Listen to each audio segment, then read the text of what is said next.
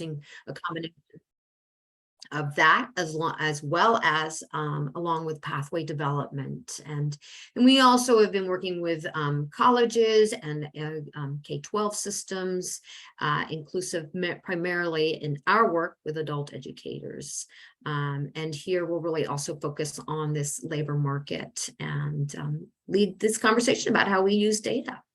These are our presenters. I'm Blair Wilson-Toso. You probably have heard me speak several times. I'm involved in the adult education program work in California, as well as multiple other national initiatives, including IELCE, IET, career pathways, and basic skills development. I'll pass it over to Alexandria. Good afternoon, everyone. Thank you, Blair. I'm Dr. Alexandria Wright. I'm a labor economist and I'm working in the field of economic and workforce development in community college and adult education space for the past 15 years, with a specialty in rural economies, especially in those rural programs. So hopefully you'll enjoy some of these fabulous dashboards that my colleague, Ali Bilella, has created for you today. I'm going to pass it over to Ali. Hi, everyone. I'm Ali Bilella. I'm a research associate here at WestEd, and I work a lot on our K-14 mapping work, our transition into the labor market work, and transition into community college. Ayana, want to just introduce yourself quickly? Yeah, I'm Ayana Smith. I'm a program coordinator here at WestEd, supporting the team with the CAPE professional development work. Thanks. You can see we've got an action-packed agenda because we're all talking really quickly. So we're through with the welcome. And really what we're going to look at is steps to pathway planning, looking at some of at a new dashboard that we've been continuing to refine over the last year. And then talking about building a pathway using the example of healthcare, because we know that that's important to most parts of California, as well as some funding opportunities that we can help you think about. Our goals are to gain some insights into that pathway mapping process across institutions and high quality jobs, to become familiar with some labor market data sources and dashboard tools, and then those strategies, taking them home to inform your own thinking and planning for your pathways programming. We're going to kick it off by just sort of centering this around one of the other pieces I've been working on, which is about a pathways to opportunity map. And this is really focusing on the journey of adult learners. And why pathways, why college, is because we are, regardless of who our learners are and where they might enter onto this pathway, we think from the beginning you need to be intentional about how you build those, and you have to give an adult learner information, as well as information for our own planning that includes foundational skills, the technical skills, your transferable skills, and then marking out along that pathway the educational milestones, and then what one can do with that and what that looks like as far as employment, so that you really have a strong idea of on-ramps, off-ramps, and where you might want to plan for. And I'm going to hand it over to Ali at this point.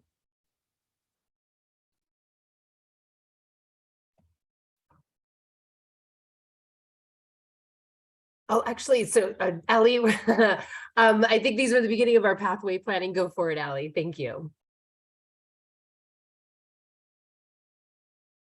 I'll go forward a little bit. Okay. Which slide do you want me to jump to? This is good. We'll keep it here. My apologies. So we were talking about creating pathways with equity, right? And really with this heavy focus on labor market information and understanding one's economic conditions.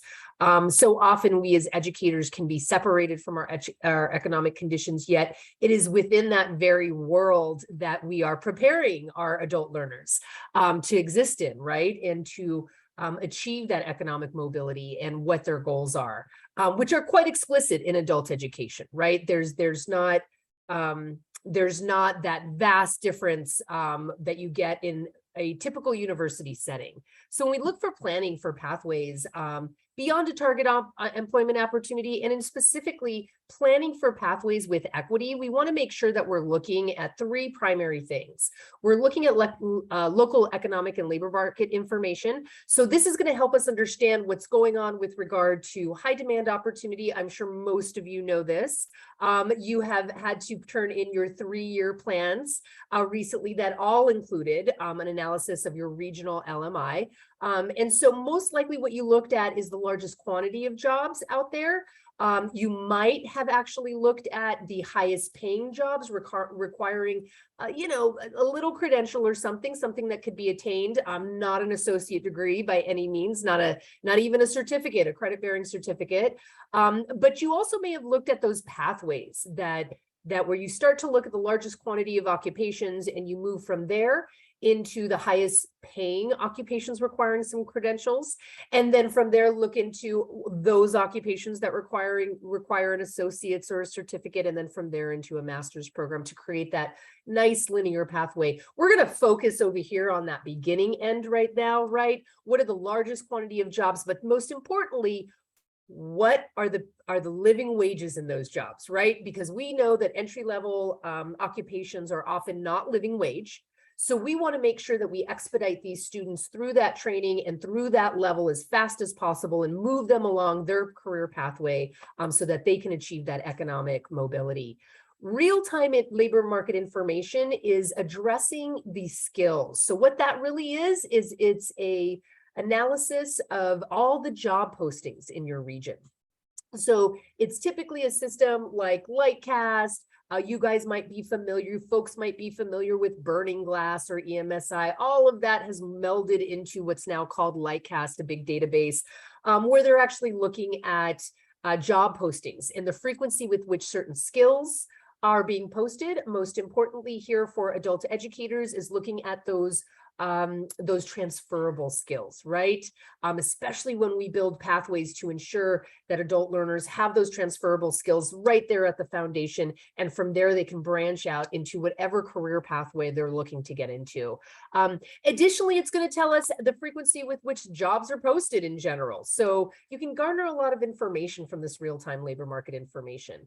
And then finally, when we're looking at adult education and credentials and building these lattice pathways from adult education through your consortium into your local community college and into those bachelor's programs, we have to be mindful. Blair did mention IET and IELCE programming. We need it to be short of duration, right? Because these learners have a high opportunity cost, right? It is, again, not the traditional learner that has this expanse of everything that they're going into that they could possibly choose from when they go into university. They don't have that privilege. So their opportunity cost is really high. They have to be able to justify why they're going through this training program. So it needs to be short in duration. It needs to have skills incorporated into it and industry credentials that will make them more valuable in the labor market. And it should certainly not be repetitive. So for those adult schools that are in partnership with their local community colleges, we want to make sure that whatever credential is being attained in the adult education sphere is not having to be repeated in a non-credit format once they get to community college, that it's a competency-based lattice pathway, and these students are moving directly into whatever award that they're looking for without repetition. So we can go to the next slide, please. Thank you. And so when we're looking at pathway planning with equity, I think it's helpful for us to look at this as a step-by-step process. So it's nice and linear. As I mentioned, everybody has just gotten through their 3-year planning process, but that's not to say that's the only strategic planning you're doing. You might be doing some internal strategic planning just at your school. You might be doing some internal strategic planning at your consortium level. And you might be doing strategic planning in the larger workforce system with your workforce development board. So whatever the process is, these steps are a nice linear format that can help you move from the steps that you're going to need to get to that end goal, that end outcome. So many of you might have seen our presentations already on our fact sheets, our CAPE 2021 fact sheets. So the first thing we want to do is identify our target populations. These fact sheets allow us to get into the understanding of the demographics of your community. And then furthermore, look at what's happening with regard to who you're serving versus who's in your community here. This little screenshot you see, we put all of this presentation is going to be available for everybody at the culmination, and we put live links in here for a reason. The screenshot that you're seeing right beneath this is the transitions tab. It's that adult ed pipeline transitions tab. There's about 5 different tabs when you go into this link in this dashboard. And what this is really showing you is what's happening with your transitions by your consortium, at the consortium level, by race, by age, and by gender. And so you can see here, it's gonna give you information on transitions to post-secondary, transitions to career education, and transitions to non-developmental courses in post-secondary. So once you identify that target population, typically that underserved population, that historically marginalized community that you're choosing to focus on. And again, your fact sheets are going to be able to walk you through the demographics of your region as depicted and reflected through US Census data. So this entire dashboard is populated with your US Census data and continues to be updated. So once you identify that target population, you're going to move into identifying the pathway program, right? Those target sectors, those target occupational clusters, some of which are really honed into an explicit industry sector, others that could be ubiquitous occupations like business administration, right? Or information technologies, IT help desk types of occupations. And that's where we're going to go ahead and get into our California Adult Ed Career Pathway Dashboard that Ali is going to walk you through in a demonstration in just a bit. So again, this dashboard has a lot of information in it, but we try to organize it in a way that was very intuitive for you, starting with particular steps that we're going to walk through too. And again, looking at your region and then looking at the sector that you want to look at. You can choose multiple sectors. And then again, in some of these steps, we're going to demonstrate for you how you look for entry-level education first. And as I was saying earlier, moving from maybe a credential, an industry credential to some college and then into an associate's, of course. And then you can also query this by experience, and let's not forget our living wage. You see that right up in the right-hand corner of this screenshot. You will always have the living wage by region. This is from the MIT Living Wage calculator that recently did make adjustments for that high rate of inflation that we're all experiencing. So step 1, identify that target population. Step 2, identify that target sector and thus that pathway program. And we can move to the next. Step 3, we want to identify those strategies for accelerated learning. So this is yet another piece of rhetoric. I'm sure those of you who are in the system and have been in the system for a long time, you know we love to come up with new names for things, right? So accelerated learning strategies, this is really what we're talking about now. We're looking at those stacked and lattice credentials that lead to those high quality, I would say high quality career education pathways, right? Not just the explicit high quality job, but what's going to get you, again, understanding that adult learners that begin in adult education are oftentimes not going to get that high quality living wage job right off the bat, but they need that experience to get into that living wage job, right? So we want to look at that. We want to look at competency-based education, implementation design of pre-apprenticeship programs that can be run in adult schools, adult ed IET or IELCE programming. I personally have been engaged in programming in adult education that has spanned all of this, from healthcare and caregiving and HHA into entry-level team assembler for manufacturing, into pre-apprenticeships through agriculture, right? And supervisor academies that use the IELCE format to do English language learning while providing those technical skills and that basic skill education. So the third step is identifying those strategies for that accelerated learning. And again, remember, this lecture is really, really focused on career education and pathway planning. So understanding that a lot of students are in your schools for GED or HSE, maybe in there for ABE or ASE. This lecture in particular is about taking those students and what do they do next, right? What is their next step after that completion? All right, we can go to the last 2 steps then. So the last two steps, as you heard me mention, this isn't just about 3-year planning, right? This could be planning within your school, within your consortium, or within the larger workforce system and with your workforce development board. So this is where you can stop and identify your pathway system partners, right? You are all probably very familiar with who sits on your workforce development board and who those system partners are there in your region, especially those community-based organizations that can provide those support services for those historically marginalized populations that don't have the resources they need to ensure the success in school, right? We also added here entrepreneurial assistance. We often forget that, yet that is such a big, I'd say, element of economic mobility, particularly when it comes to immigrant populations, right? And so we labeled here some resource partners like your small business development centers,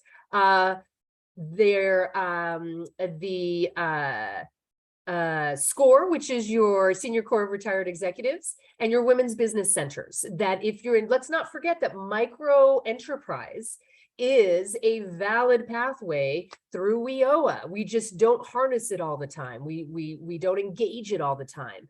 And with this, we are really looking to identify tangible systems changes to address those equity gaps. So again, systems changes that include in your adult education programming, anything from shifting it up from just maybe an ABE or an ASC, starting to get into those IET programs, maybe some contextualized ASC. That turns into a pre-apprenticeship type of format, right? That gets really contextualized into a particular industry sector that you know your adult learners are going to be interested in, and there's a high demand, right? Work-based learning. There's no reason why adult educators cannot engage work-based learning, and I'm sure some of you are actually doing this. Work-based learning gets the context. It helps the adult learners start to articulate that, their skills, which is one of those big equity gaps, right? Can the adult learner actually articulate the skills that they're learning? They don't have that luxury of the social capital, right? So this is work-based learning is great practice for this. And we put here a little quote here on sustainable systems changes, right? And the fact that it doesn't just mean doing one thing different or tracking people differently. We're really altering a key driver of the system. And that's why we have a nice little bullet list for everybody to take a look at for that. So again, these 5 steps, pretty linear: target population, target sector, start to identify those accelerated learning pathways, and then you have your workforce system partners and really addressing those key strategies for sustained systems changes that are going to address those formal gaps in your community. So with that, I'm going to hand it over to Ali to take over for the next demonstration. Hi, everyone. So we're going to get into some of the actually walking through a little of these steps and showing you the dashboard itself and showing you an example of how to walk through and start thinking about that pathway mapping. So quickly, before we jump into the dashboard itself, I wanted to talk about how the adult education data is organized, because we collected this data from course catalogs and from you all sending us your data files. So it's not a true inventory of all the adult schools, courses, and programs, but it is representative of the types of programs across the state of California, and we hope will be helpful for you in thinking about how your program may be similar and how that aligns to the labor market. So we organized the courses that we got in our main data set into kind of 3 main categories. The first being adult education, workforce preparation, workforce readiness, OSHA, serve safe, general skills necessary for success in the workforce. And then there was another huge bucket of courses and programs that were really skills builders. They were offerings that advance skills in a related to an industry often, but that they themselves do not qualify a student for a specific occupation. They were really focused on enhancing a very specific skill that could be applied to a broader industry area. And then we found the more slightly longer term adult education job training programs. And these are programs or courses of sufficient duration and intensity that provide skills for an individual to enter or advance in a specific occupation or industry. So this is really our CNAs, our medical assistants. I'm thinking of these because we're going to show you a healthcare pathway example. So these are really the job training programs that would allow a student to get a specific job. And so in the dashboard that I will show you guys now is all of the programs that are aligned to the specific occupations are really the adult education job training programs. And the skills builders are included, and they are organized by sector. But the workforce preparation, the GED courses, those are not included because they're not related to a particular sector. So just quickly, again, we'll go through kind of the top. We have our main filters, which allow you to filter by occupational sector. And then we have another filter that allows you to filter by region across the state of California. The first two tables up here are organized into the actual occupational data and labor market data. So these are 6-digit SOC codes, standard occupational codes that represent occupations, and they're classifications of a series of jobs. So you may see an occupational title, but there could be a ton of different, even 10 different more specific job titles, but are related to this occupation. And if you click on the title of the occupation, it'll take you directly to ONET, and you can look at those job titles and look at more detailed information on ONET. And we have our labor market data and our skills data from ONET as well. And as we move down, we have our adult education job training programs aligned to these occupations and industries. And then we have our community college awards as well, also aligned. And you can both see kind of the how much in kind of a one snapshot of exists in a particular sector and region of adult education and community college. And then you also have more detailed tables that allow you to export the data as well, even once it's filtered. And as we continue to move down, we have our skills builders courses here, and they are also organized and can be filtered by sector and region. So that's the broad overview. I think we're going to jump into our healthcare pathway example.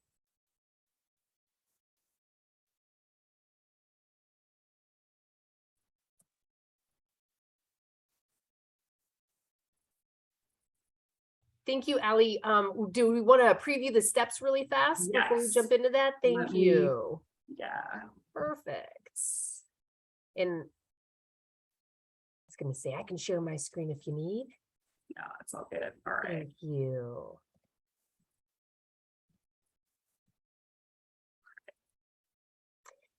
Excellent. Thank you so much, Ali.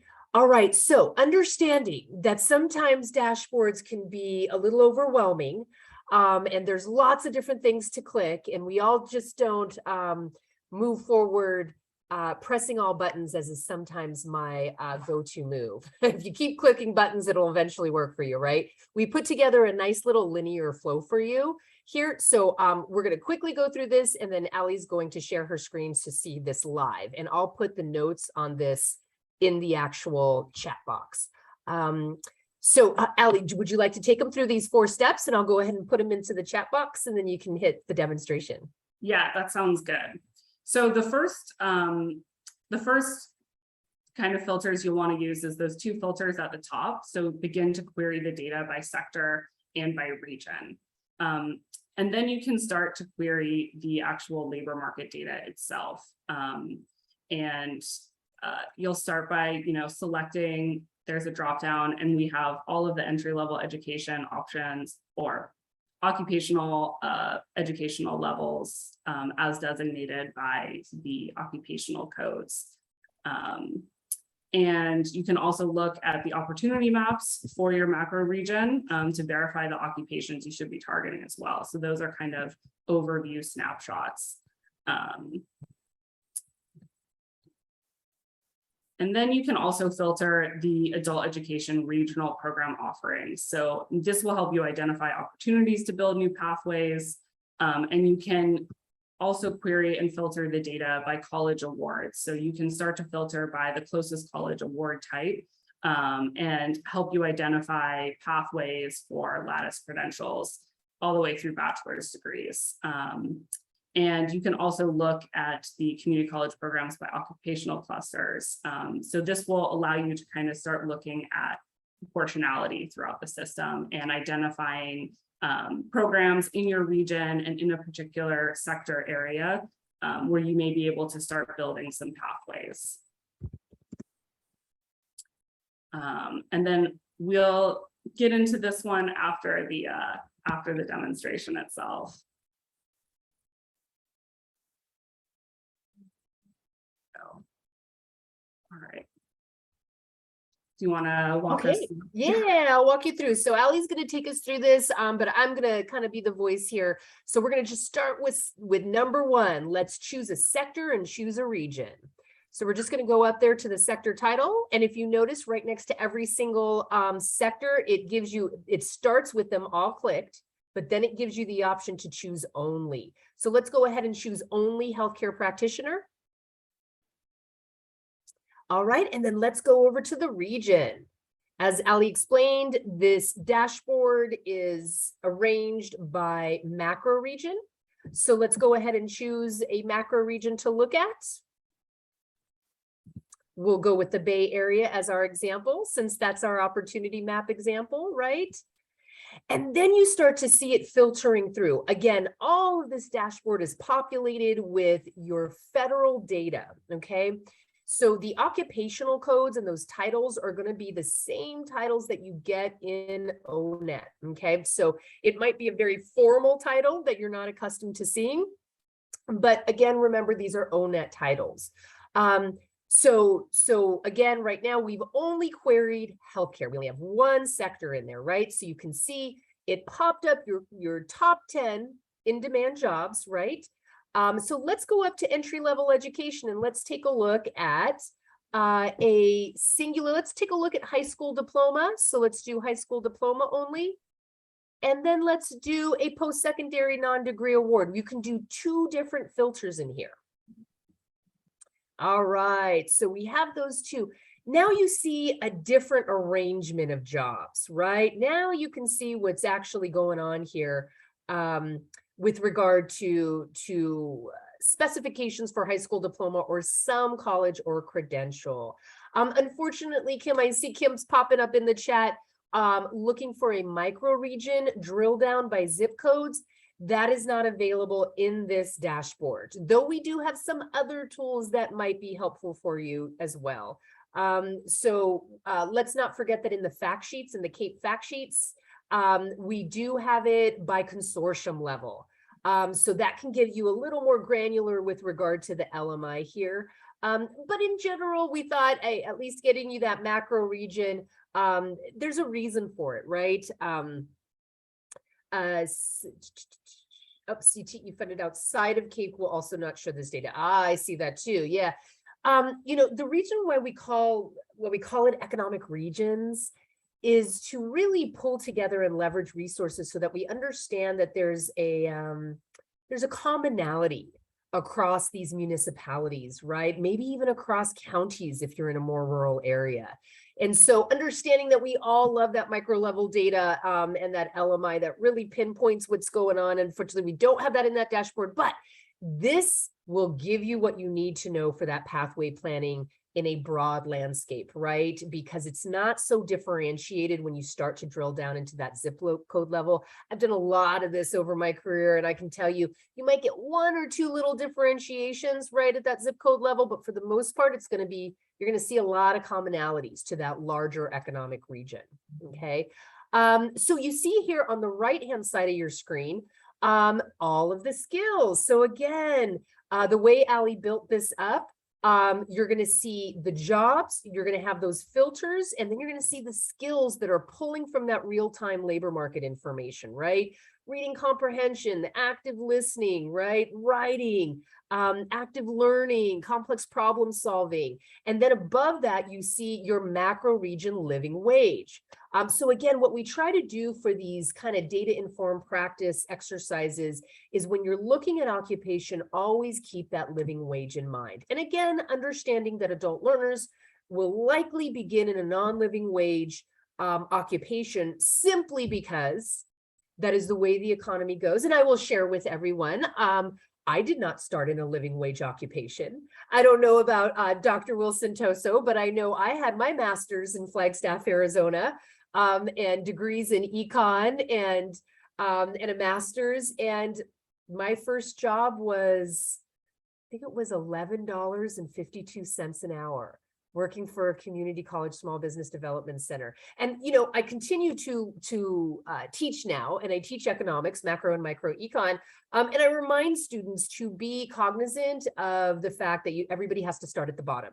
But once you get through that first year or those first 2 years, as long as you put in the time, and you're continuing to garner those contextualized skills, you will absolutely move up that career ladder. So it's not just the case for adult learners going through adult education. It really is the case for anybody looking for a higher end career path there, okay?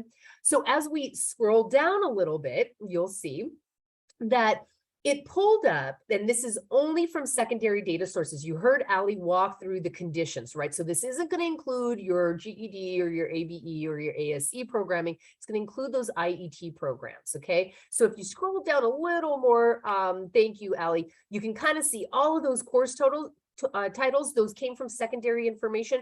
Some of you may recall we sent out a notice this summer. I believe we sent it out to consortium directors to take a look at this and let us know if you've had any changes in your programming. That way we can update this. Our goal is to update this on an annual basis every summer. So the more we get from you, the better and more robust this dashboard is going to be for your uses.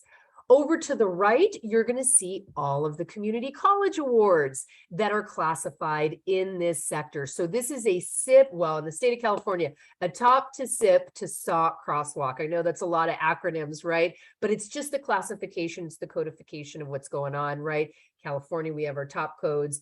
The rest of the United States uses SIP codes. And then, of course, we want to cross-reference that with our SOC, our standard occupational classification codes. And then when you scroll down a little bit more, you can see what's going on with skills builder courses. And again, Ali kind of described that. Now, thank you, Blair. I saw adult ed teachers rarely start in living wage jobs. I know, right? It's all the same for all of us. We have to manage our expectations in a lot of ways. So that's why I always try to encourage students, be them adult learners or traditional students, just bear with it, man. Get through that first 2 years.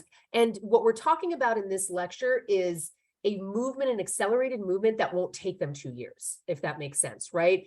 Get them the training, get them the job, and let's move on and continue that training, right, in a format that is student-centered, adult learner-centered design, so that it's occurring where they are. We are meeting them where they need to be, right? If it's adult classes, if it's accelerated format on the weekends, whatever it is. So again, that opportunity cost makes it worth it.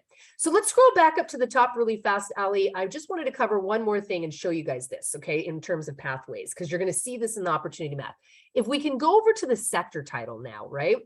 And let's choose 2 filters. We have healthcare, but let's also choose, I think if you scroll down a little bit more, there we go, office and administrative support, right? So we got to remember, not everybody has to go be a nurse, right? When it comes to healthcare, there's absolutely the nursing pathway, but there's also some other pathways here, right? Just like any industry sector, healthcare, which is going to continue to grow because as a population, we continue to age, right? And that demand is growing and growing. And I won't even mention all these healthcare pandemics and the variety of viruses going on right now that seem to have transformer related names, right? There's always going to be a demand for this. So when I look at healthcare occupations, I'm thinking not just LVN, not just, you know, your HHA, your caregiving or home health aide to CNA. And let's also keep this in mind, right? So as you can see, this whole labor market filter now changed, right? You have some stuff that's going on with regard to that direct healthcare technicians, but you also have these administrative assistants now, right? And like I said earlier, these are SOC coded titles. So for for example, medical secretaries and administrative assistants, right? That's something that could also be named something else.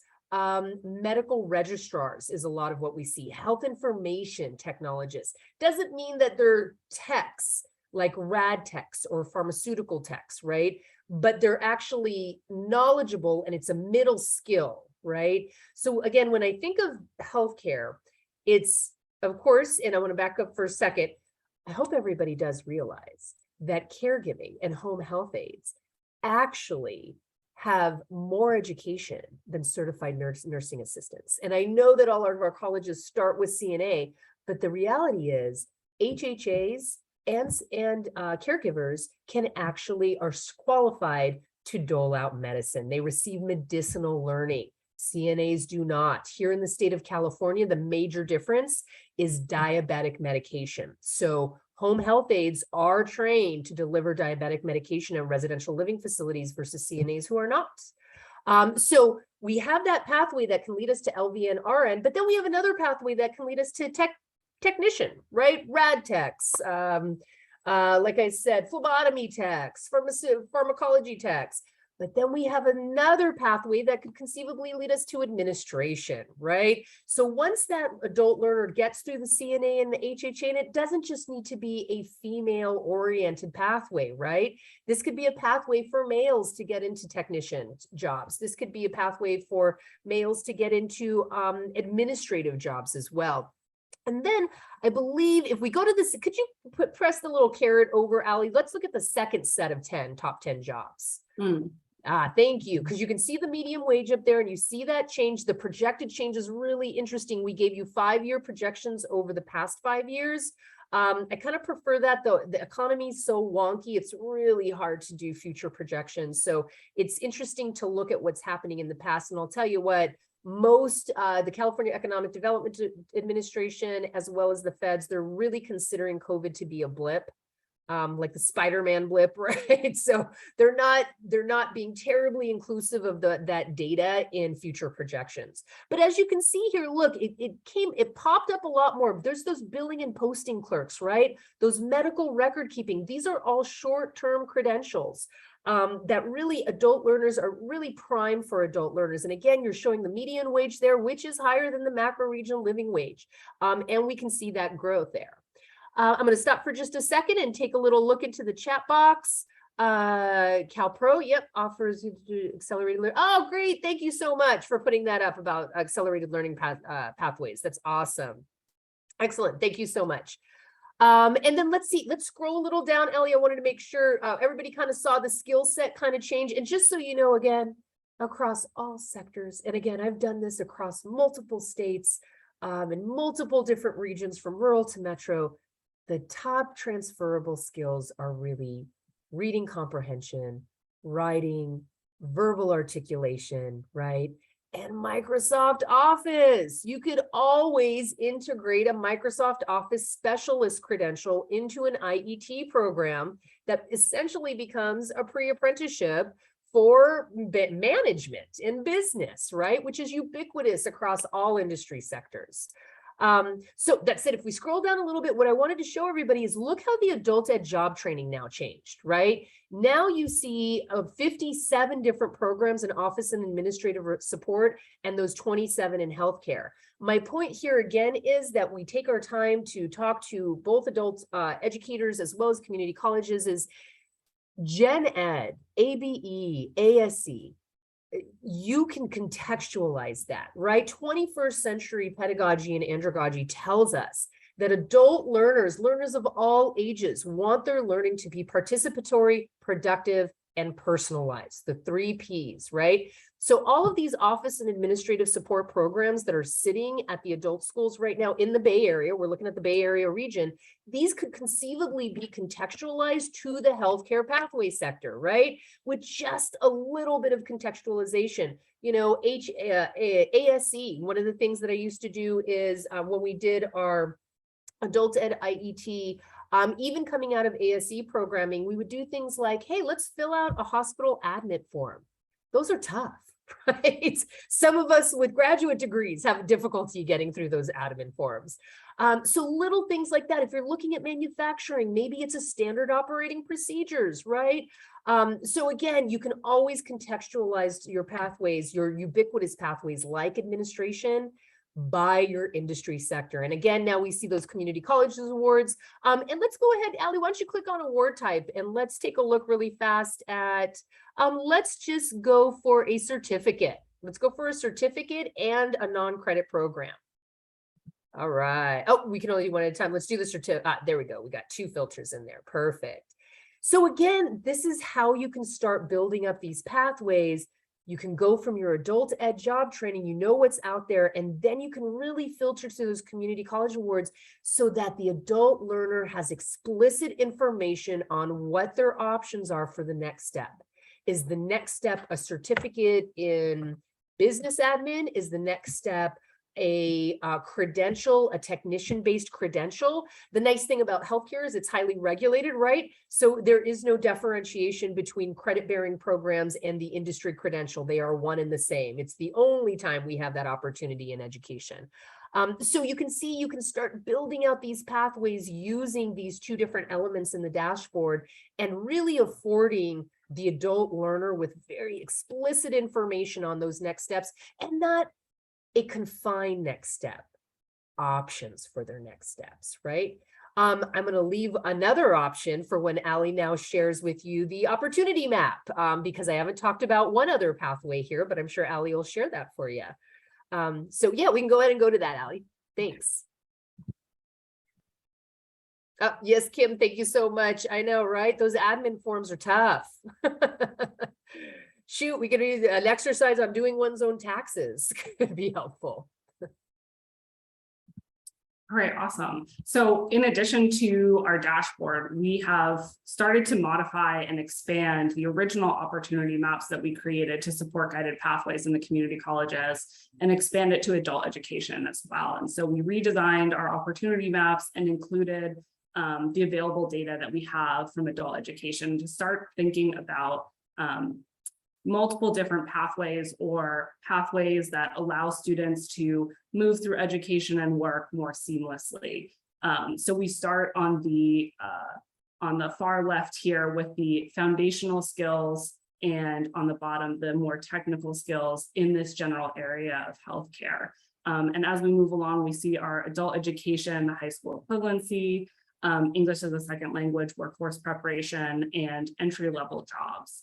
And then we move up and start looking at the adult education and non-credit job training programs, and then middle skill jobs. And then you can move forward and start looking at certificates and associate degree jobs, and then associate degrees and bachelor's degree jobs. So this map represents for the Bay region kind of the most in-demand or jobs in the region that have good projections and a good amount of annual openings, and generally good wages, although not all of them may meet an actual living wage, and are all related to healthcare. And as Alex was talking about earlier, there are clear pathways for administrative as well, from medical secretary to medical records specialist and on up through the ranks. So Alex, do you want to elaborate any more on that?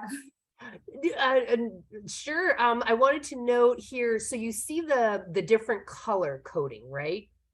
And you see the foundational skills in the adult ed and the adult education non-credit job training programs. I wanted to note the food service worker at the entry-level job, right? So that was the pathway that we hadn't talked about. 30% of all employment in manufacturing, and I would venture to say healthcare too, are back office, right? So healthcare needs a little bit more contextualization, but for example, 30% of all manufacturing jobs are back office staff, administrative staff, custodial staff. And in healthcare, you have a large food prep staff, right? Which could also lead to a nutritionist credential, right? This is not something that you need an associate degrees for, or even a bachelor's degree. You can absolutely go through these credentials. So just to keep in mind, again, that there's multiple pathways, and to ensure that the adult learners, what this opportunity map is about is exactly the name, right? It's intuitive. It's what are your opportunities, so that students actually can see in this very complex world that we live in this increasingly diverse economy where job titles meld and skills meld and everyone's required to be interdisciplinary. They can see if they have a knack and they like food and they like food service. Maybe the first step is getting into a hospital via a CNA credential, and then being able to apply to get into food service, and then having the opportunity to move upward and onward in their credentials. Back to you, Allie. Great. I think that's all we have. Do we want to pause and see if there are any other questions about either the opportunity map or the dashboard itself before we talk about our trainings this fall? I do want to note that Kim just put in a great comment about the ETPL. Absolutely. Really, really interesting, Kim. That would be top of our list to be funded to do that. So what we do here in the Center for Economic Mobility, a lot of it is really just unfunded research that we know is needed in the field. And we try to create these open access dashboards. And we do it, we skim off the top, and we try to figure out how to get this stuff done. Yes, or there could be, Dana has a great comment too, or there could be links to the resources on the CAPE website. That's actually a really cool idea too for these dashboards. But yeah, as far as ETPL goes, my goodness, I think we need to take a little look at how to crunch everything together, right? But yeah, including the ETPL would be awesome, since that's a really viable alternative for some students. And let's face it, even though there's some controversy with regard to private education, right? For the most part, at the credential level, not at the award level, that private bachelor, university programs, for the most part, the lower end credential level, trades or like private sector IT training or administrative training or anything like that, they're really attentive to accelerated learning strategies, because they're not dealing with the burden of the educator culture, right? Going, wait a minute, we all want to teach from 10 a.m. to 3 p.m., right? Monday through Friday, and that's it. So I think that's an excellent, excellent comment. Thank you so much about the ETPL. And thank you, Blair, for putting in those links again to the fact sheets and the Bay Area map. And other than that, I don't think there's any other questions, unless anybody wants to unmute.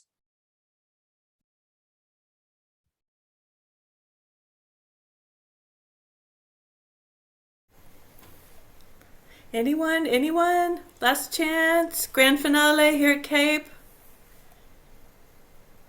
So I just wanted to thank everyone for joining us and learning with us. For the session, I'd like to thank all the Alexandras and Alex's, Allie's, Blair, Ayana, for your presentation and your time today. I've gone ahead and put a link to our evaluation for this session. And anything else you wanted to add in, Blair? Was there something? Yes, thank you. I just wanted to touch base. Ayana just posted the slides in the chat. And then also, we just wanted to give a shout out for our upcoming regional trainings. We're doing our in-person trainings. We have 7 regional trainings coming up on this topic, in fact, where we'll do some really deep dives and talk about using regional data to contextualize pathways mapping and understanding those data sources that you can use to really bring some equity look at what you are identifying for pathways, as well as, applying that data and then thinking about collaboration to build them out. So here the regions are on the left, and then there's your host and your dates. We've still got one left to schedule, but that will be coming up. Registration will come out through the CAPE newsletter. We'll also be doing direct email to each particular region. So we're looking forward to having those conversations. We'll have another round on equity in the spring. So if any questions of that, you can email me or to Ayana. Our email are right there, and you can access them through the PowerPoint as well. Anyone have any last minute questions before we end our session? We still have a few people on, so I want to give them one last chance. Okay. May I add something to the upcoming trainings, if that's all right, Dr. Of Wilson course. Toso? Yeah, I just wanted to let people know that our trainings here in December are really going to be heavily focused on data-informed practice. We're going to be reviewing all of these dashboards again, all of these fabulous resources. So I strongly encourage you, if that's your ticket and that's what gets you going in the morning, please do attend. We tried to make it in beautiful areas for you, and we have some lovely hosts here. So, and then it's going to be a slightly different topic come next spring. So just wanted to put that in there. Excellent. I'm going to go ahead and stop the recording.